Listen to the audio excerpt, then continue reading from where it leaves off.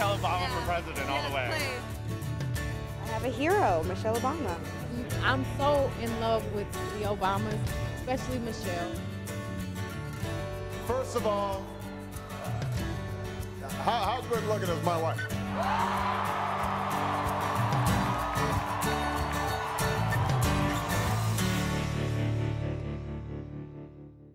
The First Lady of the United States of America is exposed to just as much scrutiny as her husband.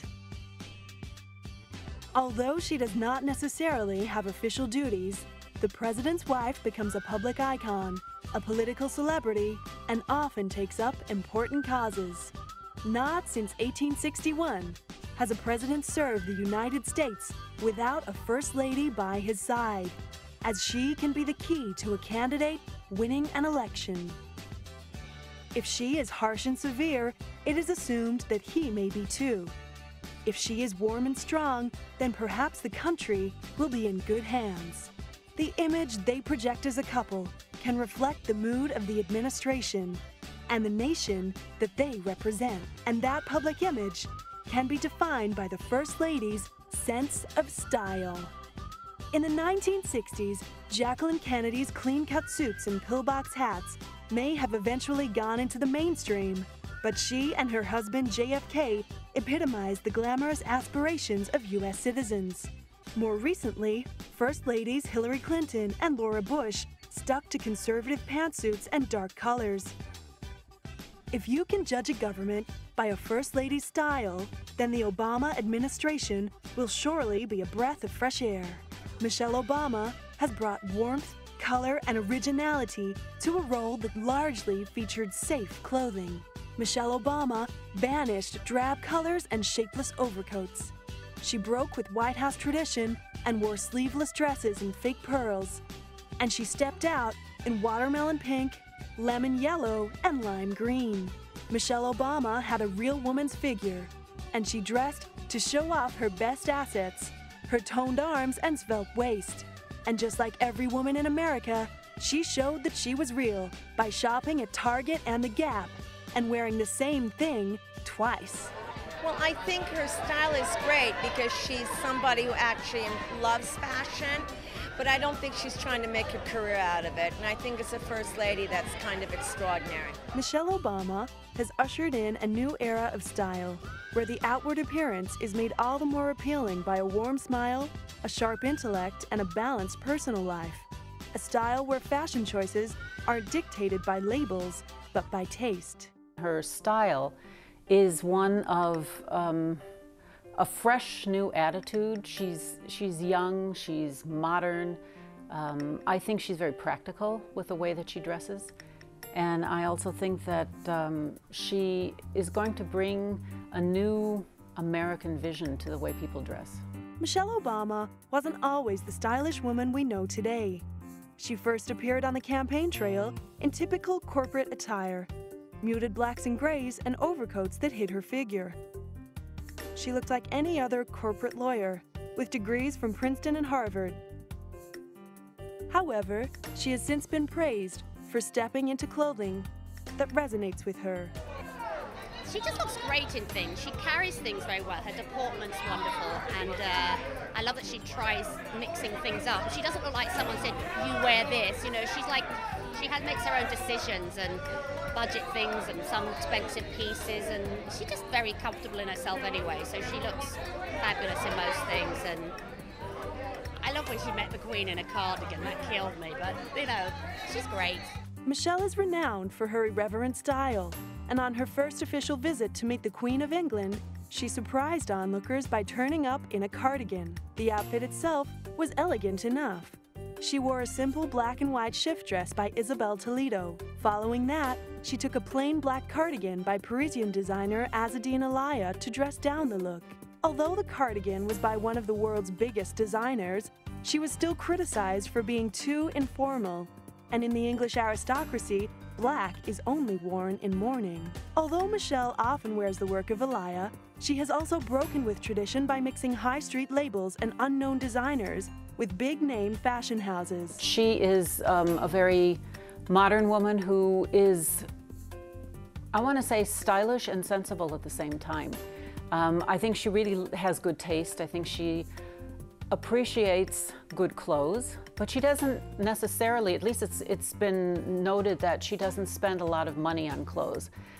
She spends enough money. She buys from a lot of different vendors, and I think she has a great sense of putting things together.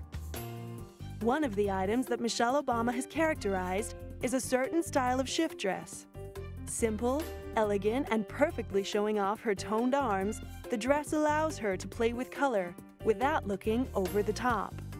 She loves dresses. At Style.com we did a story called the Michelle Obama shift dress, and we're just seeing so many of those dresses now. The little sort of sleeveless silhouette, nipped in at the waist with a little flare to the knee, and that's sort of become her signature look.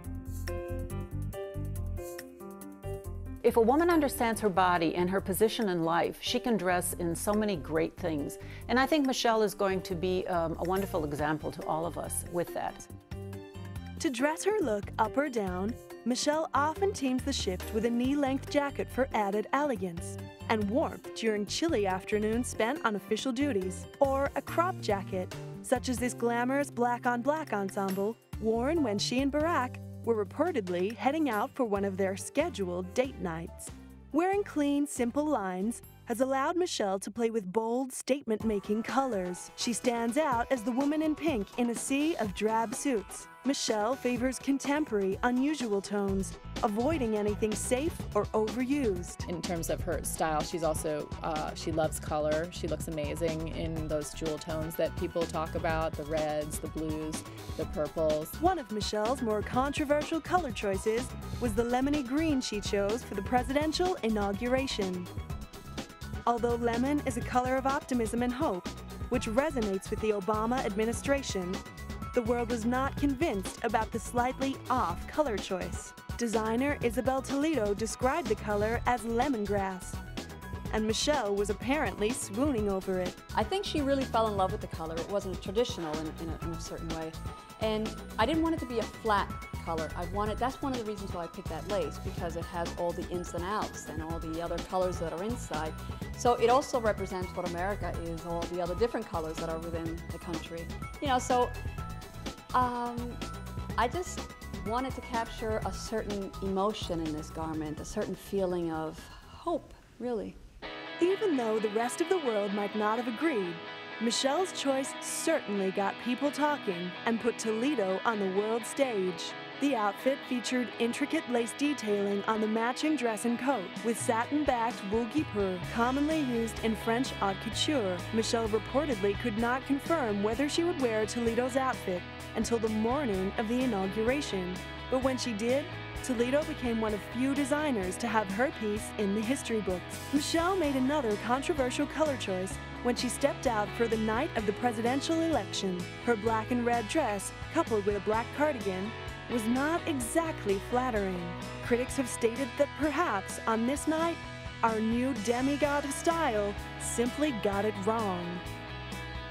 Although Michelle may not have looked her best, she managed to visually tie the family together for this important event, showing their unity as a family. The red reflected the American flag and was bold, fresh, and contemporary, much like the Obamas themselves. Michelle also chooses loud prints, often in floral designs, to make impressive graphic statements. Meeting Carla Bruni, she chose a jacquard purple jacket by favorite designer Ta Kun, emblazoned with poppies, with a matching dress that featured the same design in reverse colors. One of Michelle's signature items has to be the belt, which nips in her waist, instantly giving the simplest cardigan or shirt a tailored look. She also layers belts over simple dresses or cinches them in with a corset. For the Time 100 Gala, Michelle stepped out in a slimming Michael Kors dress, teamed with a corset by Peter Saronin and a necklace by Lorraine Rodkin to give it all an elegant twist. The effect was classic and modern. Michelle often uses oversized jewelry and unusual accessories to update and refresh her outfits, or to simply provide eye-catching glamour. Seen here with a green flower on a simple yellow dress, she instantly lifts the whole outfit. Mixing two bold colors together might be considered too over the top for a first lady, but Michelle manages to keep the look clean and fresh. And this oversized jewel on her simple jade green dress gives a clean outfit some pizzazz.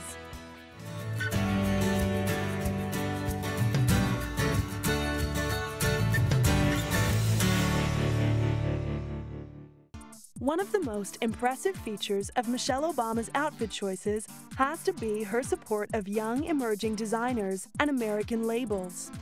One of her favorite little-known designers was Jason Wu before she made him a household name. Born in Taiwan, Wu studied sculpture before moving into fashion design, interned for Narciso Rodriguez, and has now made his name dressing downtown starlets. He blends Park Avenue preppiness with whimsical chic. His pieces feature clean, classic lines, incorporating bold colors and prints. With originality, color, fun, and ever-present elegance in his design, it's no surprise that Michelle instantly took to his work. Although she has stepped out in plenty of Jason Wu pieces, it was a shock to fashionistas and media commentators when she wore one of his dresses to fashion's Night of Nights, the inauguration ball. In the lead-up to the event, commentators assumed that Michelle would choose a well-known American designer who reflected the American dream. She's probably going to go to, a really important American designer. Oscar de la Renta has done dresses for Laura Bush and for Hillary Clinton's inaugural appearances. He is a very likely candidate. He knows how to make that grand sort of gala dress better than almost anyone. I think Ralph Lauren is another, potential designer. I'm certain that he would love to dress her for this occasion.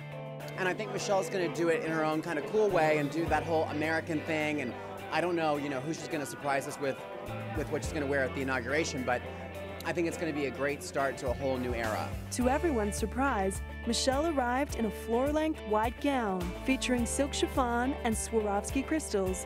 With just one shoulder, the dress fell elegantly in a Grecian style, and Michelle coupled it with jewelry by Lorraine Rodkin. This was not an Oscar de la Renta piece or a Ralph Lauren design. It was new, it was fresh, it was different. Jason Wu was ecstatic about being chosen as her designer.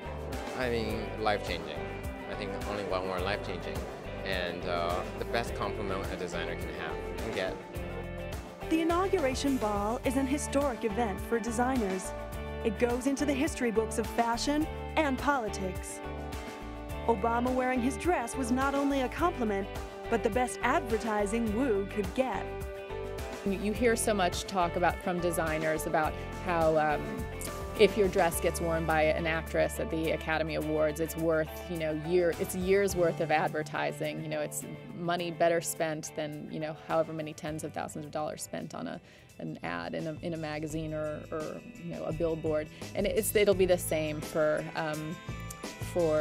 Michelle Obama on inauguration night, but even, tenfold, because it really is, a moment in history that will be remembered forever.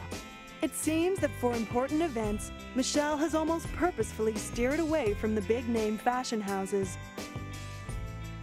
giving up-and-coming designers some much-needed publicity and kudos. Being a very, very young company designer, just 3 years old, just almost 3 years old, I mean, it's been really great to have a lot of influential women that change the way I design, change the way I look at fashion. Isabel Toledo, who was responsible for Michelle's inauguration day lemongrass dress and jacket, is thankful for the exposure she has been given. And at the end of the day, I always think the most amazing thing is that she likes my work. And it's not a big brand, it's not a big label, it's a small business, self-owned, it's all made in America. It's all these things that the odds can also be against you if you're not a big corporation. But she chose to represent. She chose to represent someone like me by choosing to wear my work.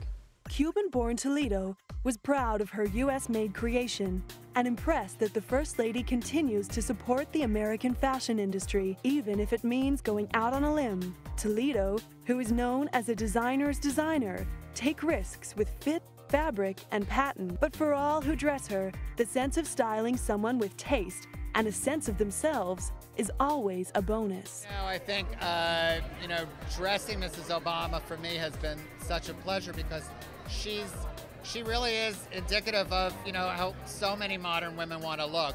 She enjoys fashion, but she doesn't want it to rule her life. And I think she likes playing around with clothes, expressing herself. She knows that fashion's a big part of expressing yourself, and it doesn't mean that you're any less intelligent or less brilliant, because she's all of that. And she's really been a great flag waver for American fashion around the world. And not every First Lady has waved the flag for American fashion. I think that she put a lot of color, into politics, and, I think that a lot of women admire her. Michelle Obama has broken the mold for First Ladies. She offered a breath of fresh air to the White House after the older Hillary Clinton and Laura Bush, who, in terms of style, both veered towards the conservative and the designer, everything Michelle Obama has chosen not to do. Clinton favored long sleeves and wore clothes that tended to hide her shape. Michelle's direct predecessor, Laura Bush, played it safe with pantsuits in dark grays and navies. Well, the thing that's different about Michelle Obama versus the more recent First Ladies, she's a little bit younger, yes, but she also happens to be in great shape. And so I think that you'll probably see a lot more skin than you did, say, with Hillary Clinton or Laura Bush. Hillary Clinton, both times, I think, wore very high-neck dresses with long sleeves. Perhaps the closest comparison drawn to Michelle is Jacqueline Kennedy. Not since Kennedy donned a smart suit and a pillbox hat has the world been so fascinated by a First Lady. Kennedy commissioned French-born designer Oleg Cassini to create an original wardrobe for her as a First Lady. Cassini fashioned many of her most iconic outfits, including her Inauguration Day fawn coat and the Inauguration Gala gown. Aside from Cassini, Jacqueline was also a friend of French labels Chanel, Givenchy, and Dior. Regardless of the designer, Kennedy's clean suits, sleeveless A-line dresses, and pillbox hats sparked huge commercial trends, with young women around the world longing for the Jackie Kennedy look. After her years in the White House, her style shifted from campaign wife to glamour girl. She favored chic, wide-leg pantsuits, gypsy skirts, hoop earrings, and famously oversized sunglasses, coming into her own as Jackie O. But while Jackie employed her own designer and stuck to high-end French fashion houses, Michelle Obama is positioning herself as an equal to real women, fiercely proud of her working-class heritage. Even that other fashionable First Lady, Carla Bruni, can't compete with Obama. She tends to choose muted grays and lilacs instead of Obama's vibrant hues. But, to her credit, she upholds her Gallic lineage by almost exclusively wearing French designers. Carla Bruni is a star, and she's a model, and everybody knows that she's beautiful, everybody knows she's elegant, everybody knows she knows how to wear a dress. She doesn't need to show off about all that. Carla Bruni wowed audiences on her trip to Britain. She had a wardrobe designed for her by fashion house Christian Dior, whose chief designer and couturier, John Galliano, was proudly raised and educated in London. Bruni's diplomatic fashion choices reflected her husband's initiatives for an Anglo-French alliance. Bruni is proud of being petite and elegant and has declared she is not interested in being flashy, preferring instead to stick to well-cut silhouettes, defining her hips and waist, and preferring somber tones, subtle jewelry, and belly flats to high heels. But for all their fashion differences, it is clear that Bruni has a huge respect for the vivacious Michelle Obama.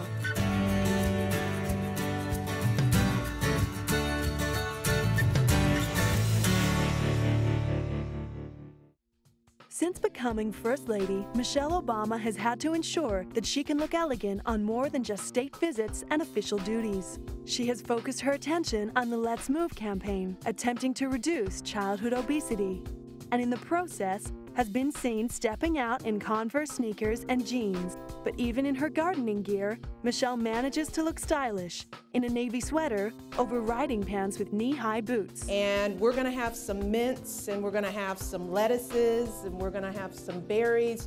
We're gonna also have a beehive because one of the gardeners here I'm glad you're excited because my kids aren't very excited about the beehive. But we're going to try to make our own honey here. So the whole point of this garden for us is that I want to make sure that our family, as well as the staff, and all the people who come to the White House and eat our food, get access to really fresh vegetables and fruits. Because what I found with my girls, who are 10 and 7, is that they like vegetables more if they taste good. It is Obama's down-to-earth nature that is part of her charm, and it shines through in her clothing. Michelle Obama is she's a mother, she has kids, she has an incredibly demanding job, and she managed to look calm, collected, feminine, and powerful at the same time. And those are the qualities I hope to aspire with my clothes. Michelle is a dedicated mother, and she and Barack have always put their children first in the presidential race. Sasha and Malia, I love you both more than you can imagine. And you have earned the new puppy that's coming with us to the White House. Even when selecting a puppy, they chose the stylish Portuguese water dog. The only concern we have is apparently Portuguese water dogs like tomatoes. Michelle's garden is in danger. So I don't think we have tomatoes. Not yet. So we gotta figure out. He doesn't know how to swim. Yeah, apparently they have to be taught how to swim, which is interesting because they have webbed feet, and they've heard fish for the fishermen in Portugal. This is what we've heard. It is Obama's attitude of being a real woman that sets her apart from other first ladies and makes her a role model for women around the world. Obama combines style with substance, elegance with practicality, and haute couture with high street labels. Wearing colors, shapes, and designers that catch her eye, she allows her warmth, charisma, and intelligence to shine through in each outfit. She has shown that impeccable style is not about wearing labels or picking up whatever is in fashion or even following what your contemporaries wear. It is about choosing what resonates with you.